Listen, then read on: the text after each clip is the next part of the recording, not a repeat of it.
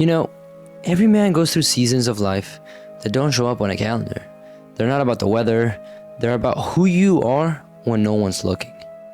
And it starts with the lonely chapter. That period where everything feels quiet, maybe even a little bit empty. You're building something, a business, a body, a mindset, and no one really sees it yet. You're not where you used to be, but you're not where you want to be either. So you just grind, day after day. That's the price of entry. Then you hit the mirror stage. That's when you start seeing yourself clearly for the first time. Not who you say you are, but who you really are. You start realizing how much of your life you have built on needing validation or chasing the wrong metrics. You start to ask harder questions, and that reflection, it humbles you. But like everything else, the season always turns. You start to see that nothing is permanent. The highs fade, the low fades, and one day you realize that every ugly chapter, every setback, every boring season, it all made sense. The struggle starts looking more beautiful in hindsight. And then comes the weight of wanting. You've grown, you've achieved, but now you start to see the cost. The cost of ambition, mastery, of being him, that guy. You realize that peace doesn't come from getting more. It comes from understanding enough. Understanding that every version of you had to die so this one could live. And that's the journey, over and over and over again. Dying, rebuilding, and growing each time. And it all starts here, the lonely chapter. Real quick, if you're watching this on YouTube, hit the like button, drop a comment, subscribe so you don't miss any future episodes. And if you're listening to this on a podcast platform, leave us a review. It'll help us out big time, and it'll let us know that you guys actually like what we're putting out. All right, let's jump right in. There's a chapter in everyone's journey that no one talks about. It's not the part where you're winning. It's not the part when you're motivated. It's that in-between stage when you're grinding, you're growing, and nobody sees that. I call it the lonely chapter. It's that point in your life when you start changing. Your habits, your mindset, your goals, but the world around you just hasn't caught up yet. You're growing out of your old circles, but you're not deep enough into your new ones that you feel at home either, right? So you're in this limbo stage of loneliness. You start noticing that the people you used to hang out with, you don't connect the same with anymore. The conversations feel different. The energy feels off. It's not that anyone did anything wrong, it's just that you're evolving. And evolution, it's lonely. You might be in the gym every morning, pushing yourself, but nobody's clapping. You might be working 12-hour days, building your business while everybody else is having fun. You might be in a relationship that's being tested because you're changing and learning things about yourself that you didn't know that were there. It's like that Rocky montage, except it doesn't last 2 minutes with a song in the background. It lasts months, sometimes even years, and there's no crowd watching, no music, just you showing up day after day, night after night. And that is the price of entry: loneliness, solitude, self-doubt. People talk about glow up, the success, the new life, but the truth is, before you glow up, you break down to the ground. Before you find peace, you sit in silence. Before you become confident, you go through the seasons of questioning everything, absolutely everything. And this is where most people quit. Because it's hard to believe in yourself when no one is watching, when there's no validation, when all you have is your own voice telling you, keep going. And that's where self-belief really matters. When it's just you, your thoughts, and the work. When conviction doesn't slip. Chris Williams said something that stuck with me back when I went to go watch his show in New York. He said, all the intelligent people are full of doubt, while the dumb ones are full of confidence. And the moment he said this, I kind of just stood and I was like, fuck, man, and it's true. The more self-aware you become, the more you see how much you don't know. But that's also how you grow. You can't fake bravery, you can't fake conviction. Doing the thing even when you're scared, that's bravery. Doing the thing when you don't feel motivated, that's discipline, that's conviction. And what's crazy is you don't just go through the lonely chapter once. You go through it over and over again. Each time You do that in order to grow into the next version of yourself. Every time you level up, whether it's in business, relationships, health, or in your own mindset, there's another lonely chapter waiting for you on the other side.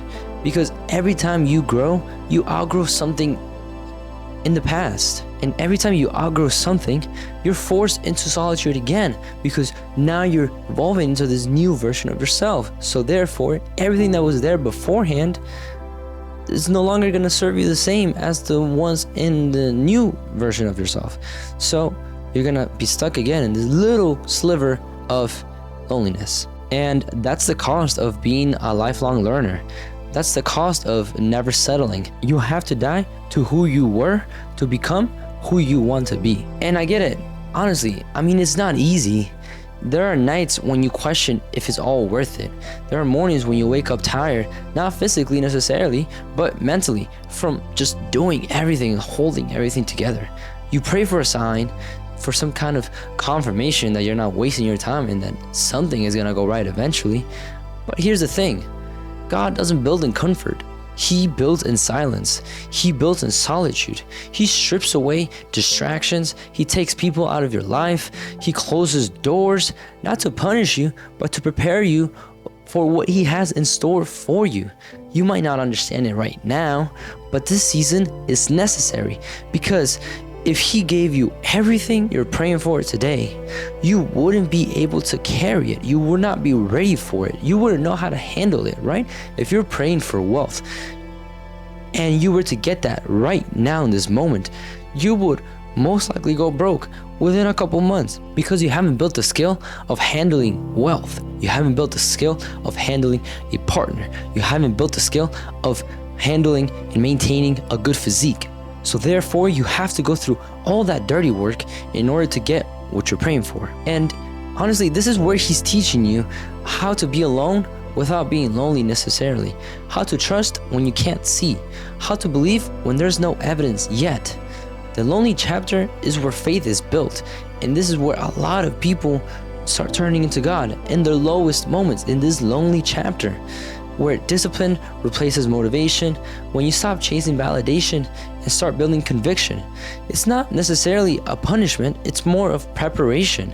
It's where the foundation gets poured and settled, where it hardens. It's where your character catches up to your calling. So if you're in that season right now, just keep going. I know it's hard. I've been there. I mean, man, I know how it feels. It feels endless. And honestly, it kind of feels like I'm still going through that. But this is the work that no one sees, and that's why it matters. One day, you're gonna look back and you're gonna realize that this was part of that change that you've been wanting. And this was the moment that absolutely pivoted your life and changed everything. Not necessarily the wins, not the highlights of your life, but this lonely chapter was the part that made you, you. Everything you're looking for, praying for, asking for, working towards, the peace, the people, the success, the sense of purpose, it's all waiting on the other side of this version of you, right? All that you're asking for is waiting on the other side of the hard work. If you're not willing to do the hard work, the lonely work, the doubtful work of pushing through all of this trash, all of this just mess of problems that you have not addressed yet, and you don't do the necessary work of forgetting how it is that you were thinking beforehand, introducing new ideas and adapting them to become the person you want to be, then what's the point? What are you doing all of this for, right? Like, if you're voluntarily putting yourself in a state of pain with the objective of change, and you are not willing to do the change, then dude, like, what do you like? You like pain? Like, is that what you like? Honestly, it's weird, because I found myself at a point where there was a specific part of myself that I was not willing to change, because it was either just something that I was used to, it was like comfortable, or maybe I was just denying myself the fact that I could change. And things that were happening in my life kept bumping up against that little character trait, that little thing. And I found myself kind of stuck, saying like, man, I guess like this is it, like this is as far as I go. But then you realize, like, dude, you gotta keep your head down, man. Like, you gotta keep your head down, keep your heart right, keep building. Because this lonely chapter, it doesn't last forever. But who you become, that person on the other side, that version of you that you're working towards, that's the version that lasts you a lifetime. That is who your kids are gonna look up to, who your wife is gonna love, who your mother's gonna be proud of, who your dad's gonna say, hey son, you made it, who your friends are gonna use for motivation, who everyone else that's looking at you is gonna look at you and be like, man, fuck, he did it. And this is not necessarily, again, it's not necessarily about validation. It's about doing what you said you were gonna do. And there's a very specific sense of satisfaction from that no other reward in life gives you. So, the lonely chapter. You know, the funny thing about the lonely chapter is that it doesn't end with a big moment. It ends quietly. One day, you kind of just wake up and you realize that you're not who you used to be. That pain that used to sting doesn't sting the same. That silence that used to hurt you now feels more like peace, and you start to see yourself differently. And that's when the next stage begins, because once the loneliness shapes you, you reach that point where there's nowhere left to run. No distractions, no noise, no validation, just you. And when it's just you, you have to look in the mirror and face everything you've become. All the good that you've turned from that bad, and all that bad that sadly has kind of stayed. You just have to face everything. Look at yourself in the mirror and understand that that's part of you, and you still have a long way to go, but you've come that far. That's the mirror stage. It's not about grinding anymore necessarily. It's not about working harder. It's about understanding. It's about taking a hard look at yourself, your patterns, your fears, your truth, and deciding what stays and what goes, right? You've already done the work to change into the person that you need to be in order to fulfill your goals. Now you need to decide, okay, we need to trim out this fat. We need to figure this out. That lonely chapter builds your strength. That mirror stage builds your awareness. So if you're still in that lonely season, understand that it's leading somewhere. It's not just endless void. Because when the silence starts to settle, the reflection starts to speak, that's when you finally meet that person that all this pain was preparing you to become. So now, the mirror stage. Hey, real quick, if you're still watching or listening, congratulations, you don't have the attention span of a goldfish, and it also seems like you like what you're listening or watching. So why not subscribe, leave a comment, like, or if you're in a podcast platform, leave us a review. It helps us out more than you think. All right, let's get back into it. You know, there's a part in your journey where you stop asking, what do people think? And you start to ask, why do I care so much? For me, honestly, that shift didn't happen overnight. Early in business, I needed approval from everybody. Friends, family, customers. Because deep down, I wasn't sure if I was doing the right thing. And at that moment, I didn't realize that that was a normal thing. Their approval made me feel like I was on the right path, right? Like somehow whatever it is that I was doing was the right thing.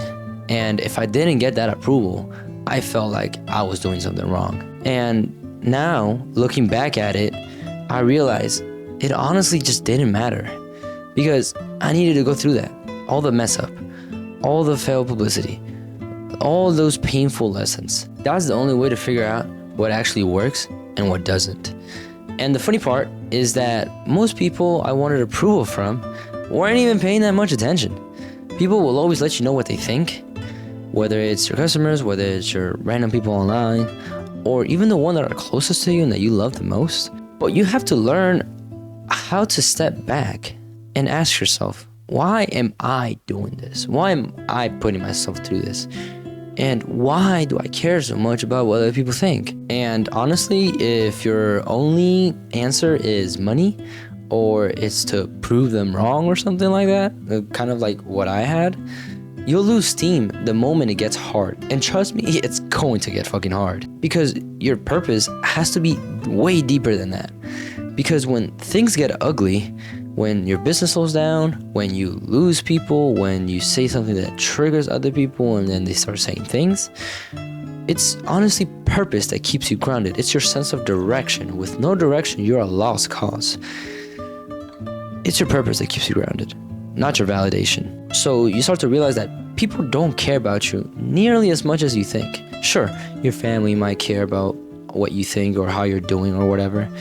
But honestly, like, dude, everyone is just caught up on their own mess, right? Their life is complicated enough to honestly care about your life that much. They're caught up in their worries, their own insecurities, their own financial problems. So I started understanding that we wouldn't care so much about how people saw us if we truly understood how little they cared in the first place. When I first started, that realization hit pretty slow. I used to equate being liked with being accepted, right? That external validation became this kind of like drug that kept me going. Like, you just constantly need more. Sometimes it would get to the point where you would get, validation, you would get praise from people, right? Whether it's strangers or, loved ones or whatever. And I wouldn't feel anything. And I'm like, what the hell? So like, exactly like a drug. It was literally like a quick dopamine hit to make me forget how lonely I actually felt and how lost I was. I wanted to be seen so badly. I didn't even realize that I was losing sight of myself and my purpose, the whole reason why I started anything in the first place. But after being in that lonely chapter, grinding, sacrificing, spending more nights in silence than in conversation, I started building results, real ones, numbers, momentum, impact, and I realized no one cared about the bad times. No one showed up to see me when I was struggling. So why would I care what they think when I start winning? And that's when it clicked. Most people don't even know what they don't know. They act out of emotion, reacting to things they don't understand. You can't take it personal.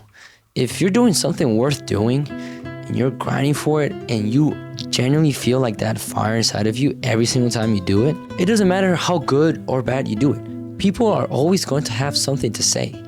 And if no one's hating, honestly, you're probably not doing anything that matters. And that might be a harsh realization, but it's the truth. This mirror stage is where you stop running from yourself. You start realizing that no amount of likes, no amount of approval, no amount of money can fill that void that comes from not trusting yourself. You need to stop needing to be understood, and you need to start needing to be aligned with yourself, with your goals, with your purpose. Because there's a big difference between being liked and being respected. When you start standing on your own words, when you implement change, when you're speaking your truth, you'll find people who disagree. And that's okay. That's how you build a spine. You develop the humility to listen to smart people. And you also develop the discernment to ignore everything else. If it doesn't serve you, honestly, just tune it out, right? That doesn't mean to be disrespectful and just, not let people speak or be disrespectful, but it also means that you should take everything that anybody says with a grain of salt if you think that you have nothing to learn from them. Now, if they prove you wrong, then that's a completely different story, but that's what I would have to say about that. Now, when the criticism comes, don't run from it. If it comes from someone that I admire, I drop my ego and listen. Lifelong learners will forever want to learn from people that are ahead of them. There's no envy involved. There's no like, oh, it's not fair that you did this and I couldn't do it, or you had to hand out this and this and that. No, that doesn't do anything for anybody. Drop the ego and listen closely. If it comes from someone who's just like emotional, honestly, dude, like, just keep it moving. Like, there's gonna be a lot of those. Sadly, there's gonna be a lot of those in your life.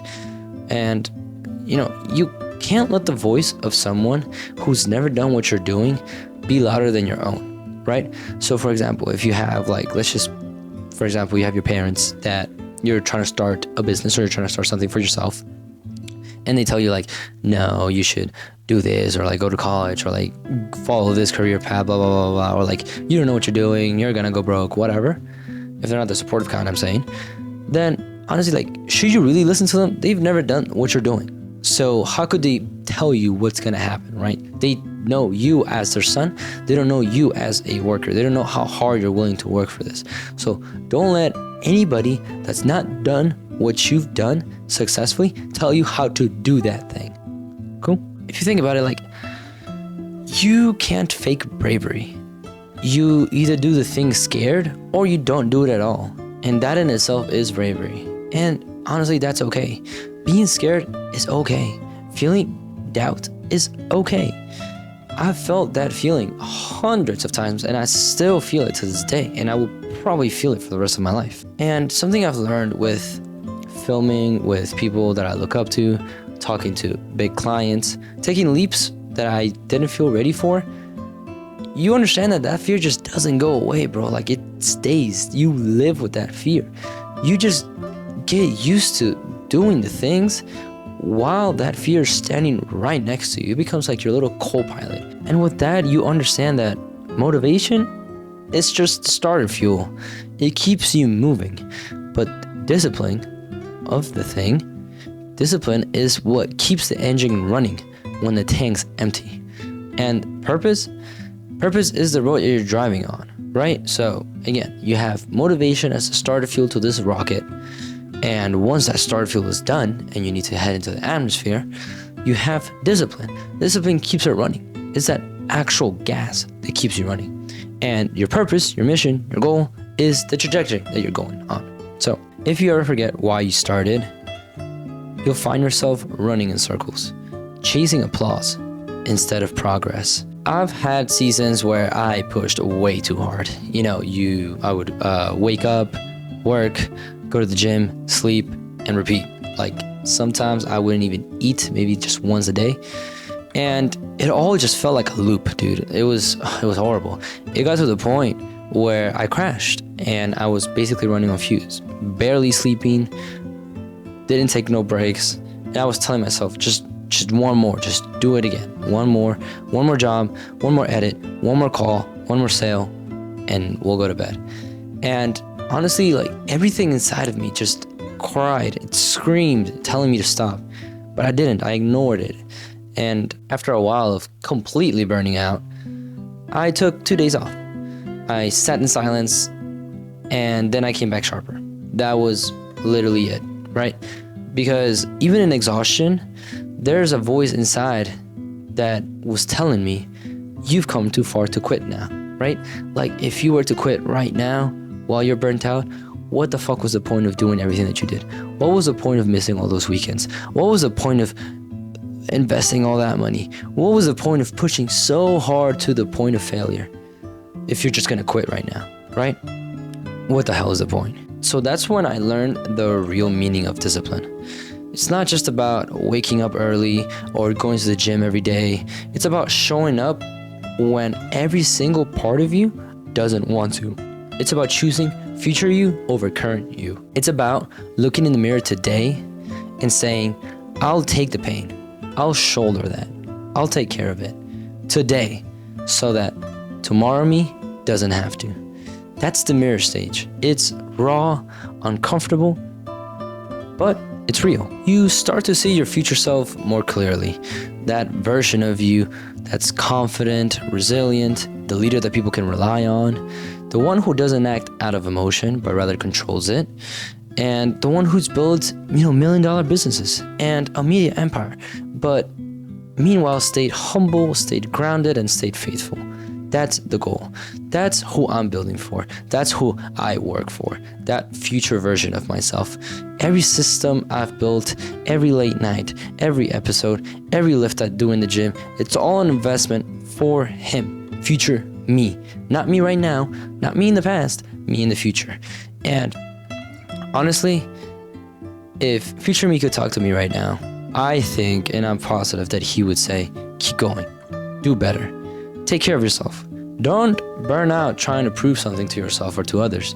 You've got this. Just get the work done. So that's what I remind myself when the noise gets way too loud. Some people just won't get it.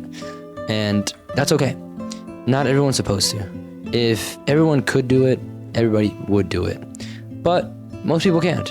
And that's what makes this journey special, because it tests your grit, your patience, your ability to work alone when it's easier to fit in. The mirror stage isn't about proving others wrong. It's about proving yourself right. It's about standing in front of your reflection, looking yourself in the mirror and saying, I'm not there yet, but I am one step closer to him. I am becoming him. And that's more than enough. When I look back at it all, the lonely chapter taught me how to be with myself, and it stripped away everything and everybody that I thought I needed until the only voice that was left was mine. And like I've said before, the silence, bro, absolutely brutal, but it was also the foundation that was needed. It's where I learned that solitude isn't punishment, it's more of preparation. It's that fire that forges you quietly when no one is watching, when no one claps. And then came this mirror stage that I'm telling you guys about. The moment when you finally face yourself after all that silence, no filters, no audience, no pretending, just the truth. And that's when you start to realize that most people don't care, and honestly, that is a gift. Because once you stop living for other people's approval, you start living for your own purpose. You stop trying to impress, and you start trying to improve. You stop chasing the world's applause. You start chasing your own standard. The lonely chapter built your strength. The mirror stage built your conviction. And together, they show you what's real. That it's never been about being liked. It's always been about being whole, becoming your whole true self. So wherever you are right now, in the quiet, in the grind, in the reflection, don't rush through it. Don't do what I've done. Don't rush it. You're exactly where you need to be. So sit in it and let it marinate a little bit, because this is where the real work happens. Not in the noise, not in the spotlight, but right here, when it's just you and the mirror. You know how in the mirror, you finally start to recognize the person looking back? Not because everything's perfect, matter of fact, everything's far from perfect, but because the noise got quiet enough for you to be able to hear your own voice again. That was the mirror stage. And right here is where we admit and realize something very simple, very annoying, but very true. Nothing lasts forever. When you're on top of the world, it won't be forever. When the world is on top of you, it still won't be forever. The season always turns. And honestly, I used to hate that, man. I used to hate that. I wanted more permanence. I wanted a finish line that stayed finished. I didn't want to keep moving that fucking goalpost. But life isn't a trophy case. It's more of a garden. There's planting, there's pruning, there's storms that make you question if anything's gonna grow again, and then somehow you get sprouts. The lonely chapter taught me that the price of entry is solitude. The mirror stage taught me to stop borrowing my reflection from other people's eyes and other people's thoughts. This chapter is where I learned to stop arguing with these seasons, because this is where wisdom lies, in seeing the cycle before the cycle sees you. You know, when I was taking these notes and I wrote down nothing lasts forever, you know, it kind of sounds like this bumper sticker thing. Like, you know, when I was taking these notes and then I wrote this nothing lasts forever line, it honestly sounded like something that you would put on your bumper, like a bumper sticker, until you actually operate like it's true. When you're up, you hold the wind with open arms. When you're down, you don't cement your identity in wet concrete. Either way, you stop making forever claims about temporary weather. There were times in business where I felt untouchable, top of the world, euphoric as fuck. Phone ringing, calendar was full, the team was doing good, the numbers up and to the right, and I told myself, fuck, it's finally working, I figured it out. Then a week later, you get complaints, people stop showing up, there's invoice delays, and I told myself, man, fuck, I'm an idiot. Neither was actually true. I was just living inside of a season and pretending it was like this kind of personality test. The skill is this: don't confuse momentum with character, and don't confuse a slump with truth. The season always turns. You know, this whole concept of boring victories is essentially just saying that, like, hey, we love highlight reels, the overnight successes, the explosive growth, right? 100%, 1000x. But if I'm honest, the wins that actually changed my life were the very, very boring ones. No confetti, just quiet consistency. Boring victories achieve no fanfare, but they're even more meaningful. The email you send even though you feel awkward, the call you return when you'd rather hide, that workout you do on a Tuesday with no camera rolling when you're tired as fuck, the budget you stick to when you're tempted to flex because everything's going right. These are the bricks that absolutely no one sees you lay down and no one claps for them. And the exact bricks that everything else stands on. I think about moments I didn't want to show up to the job, or moments where I just kind of wanted to lay in bed, but I still did. Nobody posted about that. Nobody was flexing. Nobody DM'd me, bro, that was fucking inspiring as hell. But those are the small hinges that swing big doors. If you wait for applause to validate effort, you'll abandon the process completely. You would abandon the process that would have made you worthy of that applause. Boring victories are grown-up wins, so it's something to think about. Now let me introduce you to this little trap that I've lived in for way too long, and honestly I'm kind of still in, but I'm starting to figure out the root cause, and that is second order emotions. First order of emotions, you feel something. You either feel like tired, anxious, jealous, overwhelmed.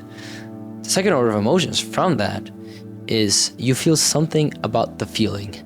You feel shame for being anxious, you feel guilt for being tired, you feel embarrassment for being jealous. Now you're not just carrying the weight, you're carrying the weight of carrying the weight, which is kind of insane if you think about it. So you have to avoid this second order of emotions. It's like running with a backpack full of rocks that you yourself put there. You're human. You're allowed to feel things without prosecuting yourself for having a nervous system. So when your first feelings show up, just let it be. Say hi. Don't hand it a lease. Like, don't be so anxious of letting those feelings go. Just sit in it. Let it be. Because the moment you start to judge the feeling, you stop learning from it, right? You kind of have to sit through and understand, why am I feeling like this? What has happened that made me feel like this, and why am I reacting to it that way? And feelings, especially those uncomfortable ones, are most likely feedbacks rather than verdicts. So it's something, again, to think about. There's this simple test that resets me whenever I'm spiraling. If you had a child going through what you're going through, would you beat them up? Or would you hug them? Obviously, if you're not a horrible psychotic person, you already know the answer. You would hug them. You will tell them that everything's okay and that they didn't do anything wrong.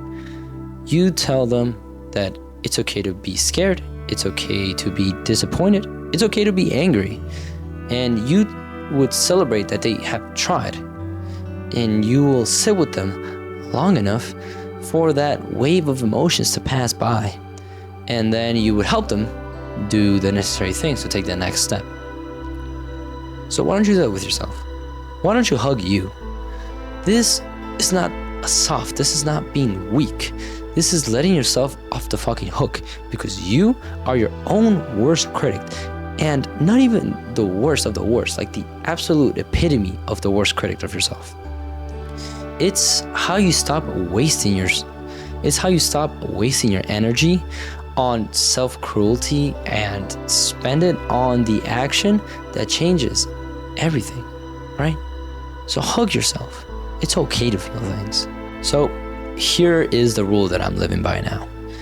I should judge myself based on my actions, not my thoughts. Thoughts are like the weather, and actions are like architecture. You felt bad and you still did the thing. That counts. It counts way more than you might even realize. Doing the thing in spite of not feeling like you want to do the thing deserves praise. People think that motivation is gasoline, and we've talked about this before. It's not. It's just the spark. It's the starter fuel. Discipline is the actual engine that moves the car, that moves the thing, that moves you towards your destination. And following this analogy, I used to sit in the driveway waiting to feel like driving. And then I would wonder why I never left the neighborhood. Now I turn the key, even when I don't feel like it. And something funny happens. Feelings catch up to behavior way more often than behavior catches up to feelings. Now let's talk about this like very, very, very sneaky poison for not feeling gratefulness. You know that script, I have a roof, I have work, I have people who love me. Why do I still feel bad? Why do I still feel so heavy? And then you shame yourself for not being more appreciative. Why, like not saying thank you for those little things that other people would just absolutely die for, kill for. And that's second order of emotions dressed in like a whole fucking tuxedo. Gratitude is not a weapon you beat yourself with. It's more like a lens. Some days you pick it up and everything brightens. Some days the lens is way more foggy. That doesn't mean that you're ungrateful. It just means that you're fucking human. Like, practice gratitude, don't perform it. If anything, gratitude is more honest when it coexists with pain. This hurts me, and here's something small I'm thankful for. Both can absolutely be true. The season always turns, but you don't have to deny the weather while that season's there. So let me ask you this real quick. If every big period of your life has germinated from your lowest points, would you have avoided them? And this is a question that I ask myself a lot, almost every single day. When a deal fell through that I thought would absolutely change the business, when I felt misunderstood by people I wanted approval from, whenever I questioned myself whether I should even be doing any of this, those moments honestly felt like the end, right? And looking back, they're more like root systems. Seed doesn't germinate on a mountaintop, right?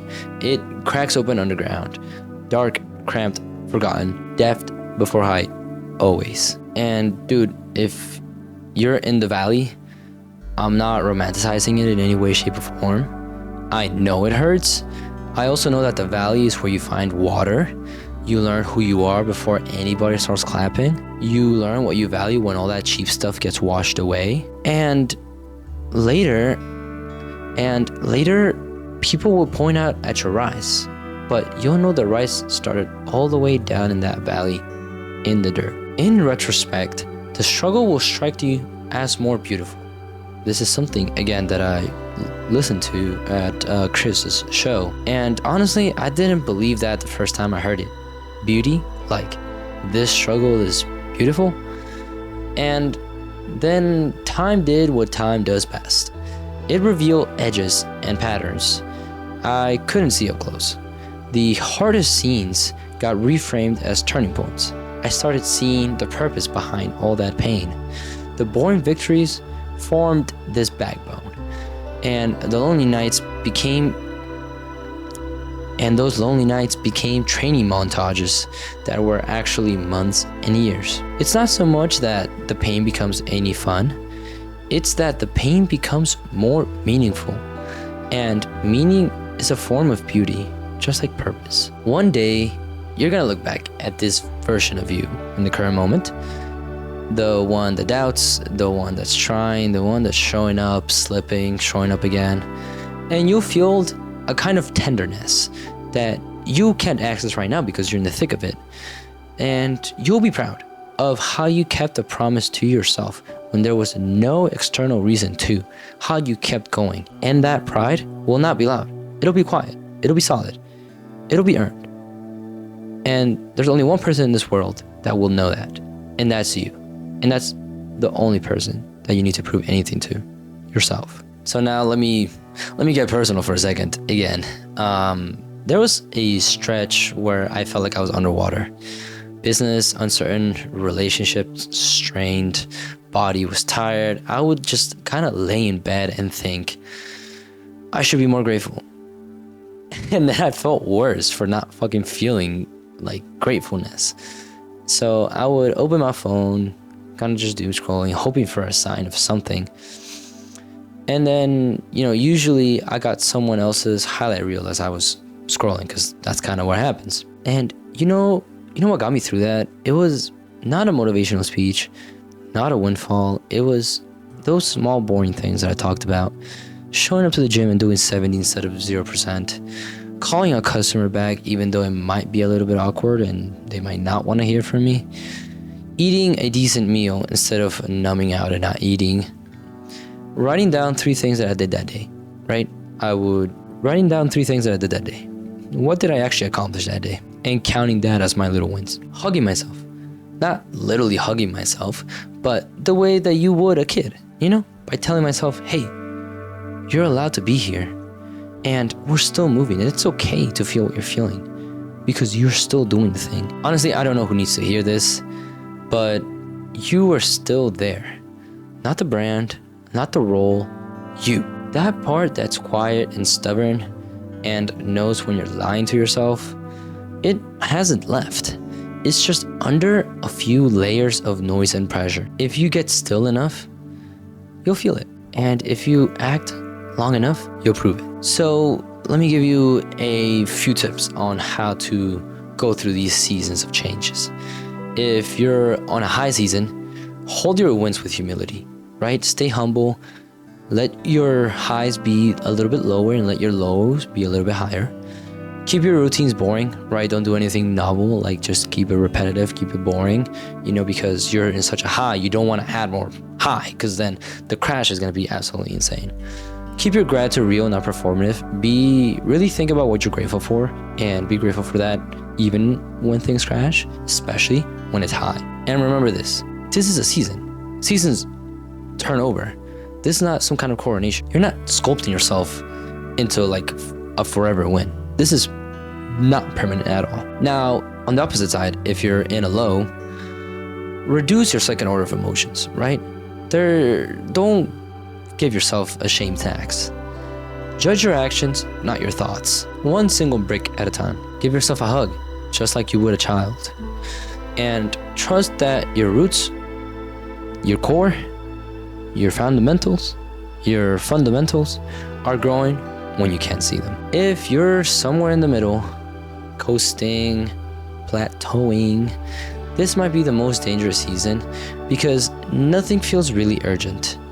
That's where you commit to your fundamentals. Sleep, movement, honest conversations, clean books, clear priorities.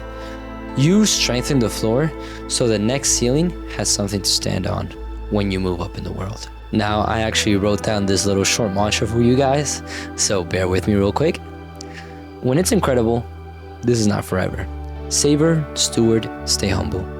When it's unbearable, this is not forever. Breathe, move, stay present. When it's ordinary, this is not forever. Build, refine, stay faithful. The season always turns. So here is where this chapter lands gently. You don't have to love every single part of the journey to keep walking. Matter of fact, you won't. And you'll actually hate most of the journey, But you also don't have to feel grateful to do something worth being grateful for. You don't have to eradicate doubt to practice courage. You only have to be the person that shows up. That's all you have to do. Show up. Especially when the victory is brewing. Especially when the feeling isn't there. And especially when the crowd is quiet. You're not behind. You're not late. You're in a season. And the season always, always, always turns. So when you wake up tomorrow, maybe the world feels on top of you. Maybe you feel on top of the world. Either way, place your attention where your feet are. Do the next right, small, boring thing. Speak to yourself like you're someone you're responsible for. Thank the past version of you that kept you going long enough to deliver you to where you are right now. And smile just a little bit at the mystery of how it all came to fucking be. Because one day, you're gonna look back at this exact moment in time. That's where the roots took. That's where the foundation was built. And you'll know that it was true all along. You were still in there. And the season always turns. There's this concept that I have toyed with a little bit. Men need to accumulate enough man points before they can open up about their emotions. And honestly, that's kind of like what we tell ourselves anyway. It's like you can't show emotions or you can't show any kind of weakness until you've earned the right to show. You need to prove that you can take hits before anyone takes your softness seriously. And for a long while, I believed that too. I thought that you had to bleed first, financially, physically, emotionally, before you could even think about saying, I'm not okay. Because in this world, especially and specifically as a man, your value seems to depend on what you can endure, what you can provide. Not necessarily what you feel, but what you can carry. But there's a strange moment that comes after you've carried it for too long. You start to realize that the armor you built to survive becomes the very thing that isolates you. You're surrounded by people who see your strength, but not your exhaustion. They cheer for the wins, but they don't see the toll. And maybe that's our fault, because we don't show it. We were never taught how to. We were taught to provide, to endure, to push through, to be a man, but we were never taught to let go. How to say this hurts without losing man points or without losing respect. When I started my business, I wanted to be that guy that never broke. No bad days, no excuses, just results, constant results. But when things finally started going well, when I hit those goals that I would dream about and that I would put for myself, that's when I realized something that I honestly didn't expect. I wasn't happier, I was just busier. I had achieved everything that I thought would bring me peace, and instead, I just found new problems dressed in better clothes. You must not outsource your self-worth to the crowd, because crowds are fickle. They'll treat you like a king until you mess up, right? It's like you can do the best thing, best work in the world for a very long time, and then the moment you mess up once, they'll behead you in the same breath that they used to praise you. And it's insane, honestly. If your peace depends on any kind of applause, you'll never stop performing. At some point, you have to stop chasing the validation and start chasing meaning, like we talked about before. Because any pursuit that you love will eventually turn into labor. And that's not failure, that's just nature, that's how it goes. The things that once gave you butterflies will, over time, demand discipline. Your dream becomes a job. But that's what separates the boys from the men. Staying in love with the labor when the romance fades. You don't get to avoid the weight, you just get to choose what's worth carrying. Try as hard as you can at one thing for a very long time and then see what happens. Because most people never do. They want to dabble just enough to avoid any kind of disappointment, to avoid failure, but never enough to risk greatness. Because effort guarantees pain, and ignorance is very bliss. So the question becomes, what pain are you willing to live with? What struggle are you willing to sign up for every single day, even when it stops being fun? Because if you can find meaning in the struggle, it stops being punishment. It becomes more like purification. Take the thing that poisons you, the doubt, the pressure, the expectations, and turn it into a tonic that you can gurgle and swallow. Let it harden your spirit, not your heart. And honestly, that's when it all hit me. Your heroes aren't gods. They're just people who got really good at one thing by rejecting everything else. And that realization is heavy, because once you see it, you can't really unsee it. The people you admire, the ones who look like they have it all together, they're often holding it together with the same kind of tape that you're holding yourself together. they've just learned how to make it look cleaner. You realize that every crown is heavy, and the people wearing them, they're not immune to doubt. They just got really used to carrying it. And that's when another truth hit. It was like a 1-2 hit combo, you know what I mean? We often tell ourselves that happiness lives on the other side of achievement. You've already achieved the goals that you once prayed for.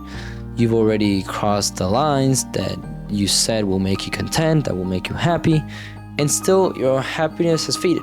Where has it gone? Where's all this happiness that you promised yourself? And honestly, what does that tell you? That the finish line keeps moving. The goalpost is forever moving. That happiness isn't something you get to, it's more of something that you notice. Sometimes you don't need more. You just need to remember. There's this strange shift that happens when scarcity turns into opportunity.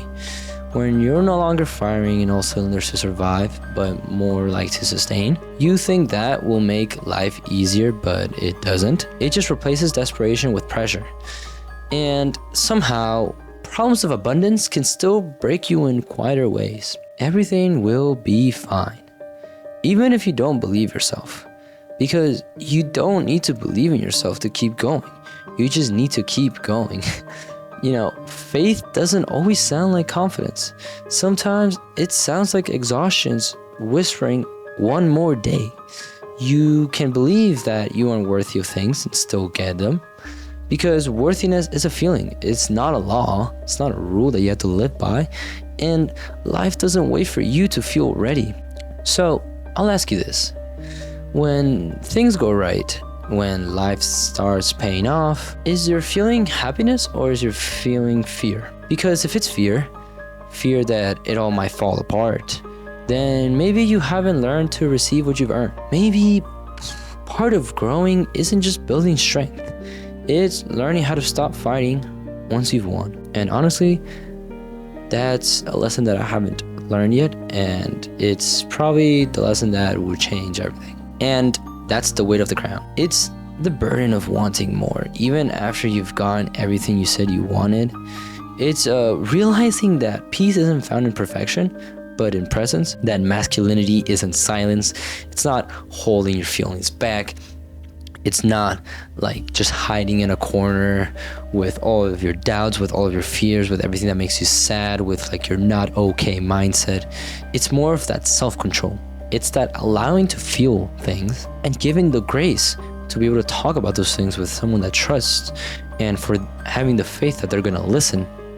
It's about having that self-control over your own fucking emotions. When you're sad, when you're mad, when you're happy, when you're high, when you're low, everything. Self-control is masculinity. When you don't let these things that you feel control you and make you feel more things, second order of emotions. When you control yourself and you don't feel any second order of emotions and you just accept and work on how it is that you see yourself, how it is that you see others, how it is that you treat others, how it is that you're gonna react or act towards how you're feeling, that in itself is masculinity. And success isn't happiness. It's a responsibility, right? You're responsible for people. You're responsible for the work that you do. You're responsible for your own well-being. You're responsible for the people that depend on you. That is what success is. And the moment you stop chasing applause and start chasing meaning, the weight of that crown will finally feel like it fits. And we have finally arrived. Each season of the journey strips you down, and it rebuilds you, and it humbles you in very, very different ways. You go from solitude to reflection, from reflection to acceptance, from acceptance to the truth.